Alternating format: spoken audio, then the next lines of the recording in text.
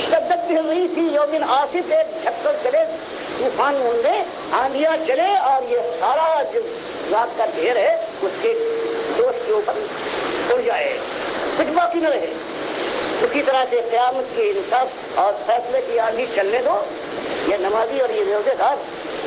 یہ گھمن کے ساتھ اپنے کو کہنے والے کہ ایماندار ہم ہی ہیں، ہم ایمان کے علم بتا رہے ہیں، اور اس ایمان کی خرابی کے ساتھ کم سے کم دو یہ خرابیاں ساری کائنات کے اندر جتنے مومن گروہ اپنے مسلک سے وابستہ ہیں، جو اپنے کو کوئی دیوبندی، کوئی بریلوی، کوئی اہل حدیث اور کوئی حنبلی کہتا ہے، سب کے اندر یہ اعمال بغیر کسی اس کے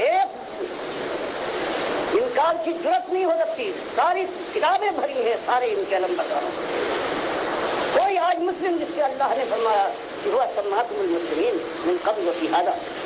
ان کو ہم نے مسلمان اسلام سے نوازا تھا، سب نے بدلا تھا، اس لیے صحیح بدلا انہوں نے۔ جب وہ مسلم نہیں رہے تو اس کے بعد اب مسلم کہنا اپنے کو یہ ایک طرح کا دھوکہ تھا، اس لیے لوگوں نے انکار کر دیا۔ اللہ فرماتا تھا کہ ہاں اگر تم ایمان کے تقاضے پورے نہیں کر سکتے تو مرتد ہو جاؤ۔ اللہ فرماتا یا ایھا الذین آمنوا من یرتد منکم عن دینہ فسوف یأتی اللہ بقوم، فرمایا اگر تم نے ایمان کے تقاضے پورے کرنے، طاغوت کو للکارنے اور باطل کے خلاف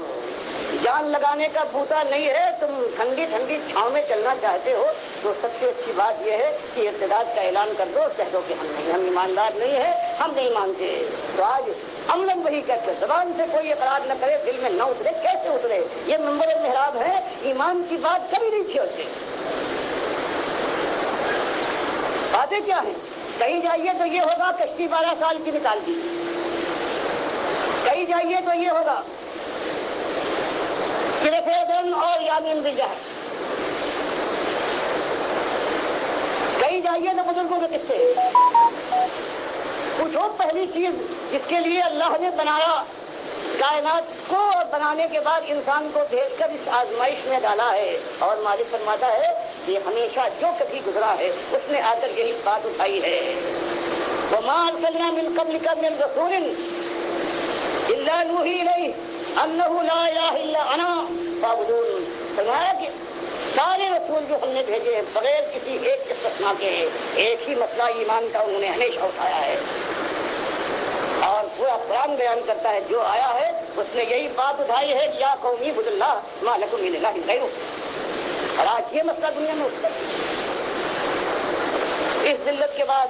جس کے لیے مالک نے فرمایا ہے اگر ایمان میں خرابی کے ساتھ میرے پاس آ گئے تو جانتے ہو کیا ہوگا؟ ظالم میرا حق تم نے مارا ہے، انا اعتدنا للظالمین نارا احاط بهم سرادقها۔ پھر اب یہ حال ہوگا کہ نمازیوں بڑی نمازیں پڑھی ہیں، تہجد گزار بھی تھے، حاجی کہلاتے تھے، لیکن ایمان کی خرابی کے ساتھ آئے ہو تو ظالم میرا حق چاہے تم نے ایک حق مارا ہو یا آدھا، تو یاد رکھو ایسی تمہارے لیے میں نے آپ کی چادریں قناتیں تیار کر رکھی ہیں کہ چاروں طرف سے گھیر لیں گی۔ وہی یستغیثوا، اور جب کلیجہ پھک جائے گا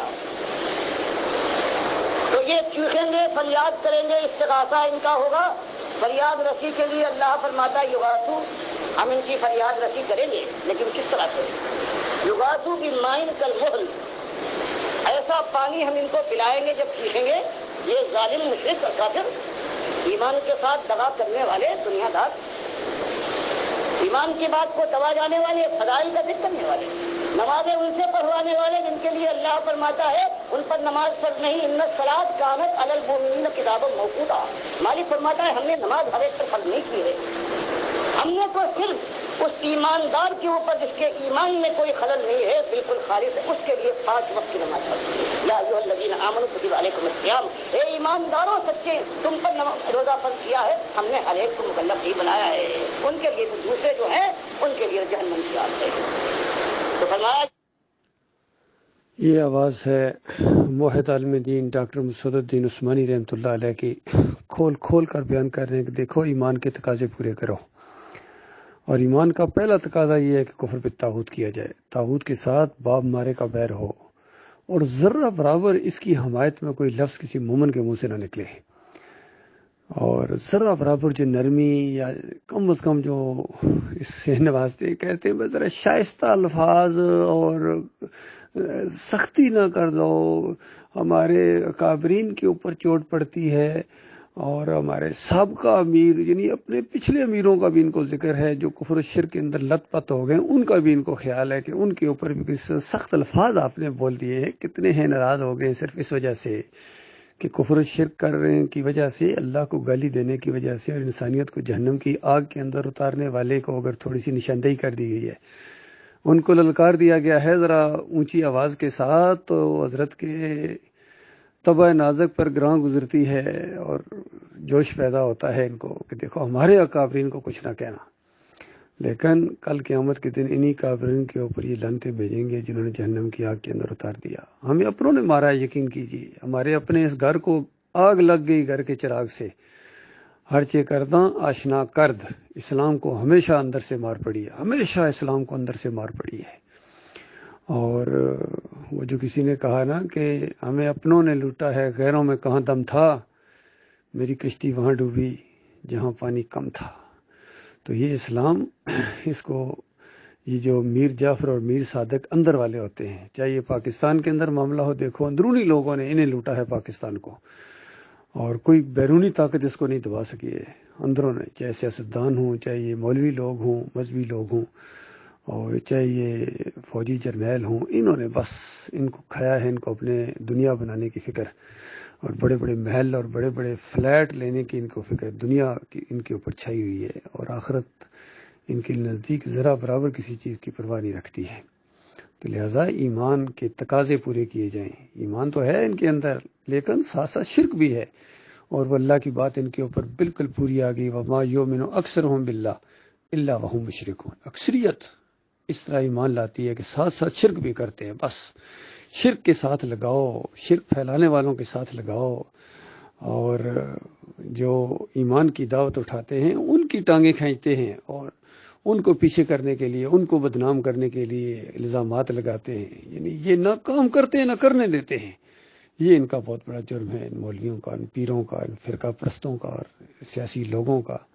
سارے اس کے اندر ملوث ہو گئے، بڑے بڑے جتنے، کوئی بڑے لیول پر کوئی ایمان عقیدے کی بات نہیں کرتا ہے، نہ کوئی جج کرتا ہے، نہ کوئی سیاسی لیڈر کرتا ہے، نہ کوئی فوجی لیڈر کرتا ہے، نہ کوئی مذہبی لیڈر کرتا ہے، بڑی بڑے مدرسے چلانے والے، بڑی بڑی ڈگریاں ہولڈر ہیں، پگڑیاں ان کی دیکھو اور کرتوت ان کے دیکھو، اور بالکل انہوں نے نام بدلی کر دیا، جو اللہ کا رکھا ہوا نام تھا وہ ان کو پسند نہیں ہے، ان کو اپنے مولویوں کے، اپنے مسلکوں کے، کوئی بریلوی بنا دیا گیا، کوئی دیوبندی بن گیا، کوئی اہل حدیث، کوئی سلفی، چکڑالوی، سروردی، نقشبندی، یہ ہیں ان کے اب، اور بالکل صحیح، جس طرح ڈاکٹر صاحب کہہ رہے ہیں بالکل صحیح انہوں نے نام بدلا ہے، کیونکہ یہ مسلم نہیں رہے ہیں، جب یہ مسلم رہے نہیں ہیں اور اپنے آپ کو انہوں نے بریلوی، دیوبندی، اہل حدیث کہلوانا شروع کر دیا، بالکل ٹھیک کیا ہے انہوں نے، کیونکہ اگر یہ اس طرح شرک کے اندر بھی مبتلا ہوتے اور مسلم بھی کہلواتے تو پھر ذرا بڑا مسئلہ تھا۔ اب ان کو بالکل علیحدہ ہو گیا کہ مسلم ہو یا دیوبندی ہو، ان سے یہی پوچھا جاتا ہے، ہاں بھائی مسلم ہو یا بریلوی ہو، بتاؤ کیا ہے، تو یہ منہ دیکھنا شروع ہو جاتے ہیں۔ یہ حال ہے اللہ کے بندوں، یہ دعوت اٹھی ہے اللہ کے فضل و کرم سے، ہمارے ملک کے اندر سے اس کو آگے بڑھایا جائے، اس کا ساتھ دیا جائے، اور اس شمع کو، جو اس ہر طرف اندھیرے کے اندر یہ شمع روشن ہوئی جائے ایمان خالص کی، ڈاکٹر مسعود الدین عثمانی رحمۃ اللہ علیہ کے ذریعے اس کو آگے بڑھایا جائے، اس کو بجھنے نہ دیا جائے۔ اللہ تعالیٰ ہم سب کے اوپر فضل و کرم کرے، اور اللہ تعالیٰ جم جانے کی توفیق عطا فرمائے اس بات کو، یہ ہمارا لٹریچر جہاں جہاں تک پہنچا ہے یا یہ آواز پہنچ رہی ہے، ایسے سارے بھائی ہمارے قریب ہونے کی کوشش کریں تاکہ ہم ان کو منظم کریں، اور انشاءاللہ کفر و شرک کا ہر محاذ کے اوپر مقابلہ کیا جائے گا۔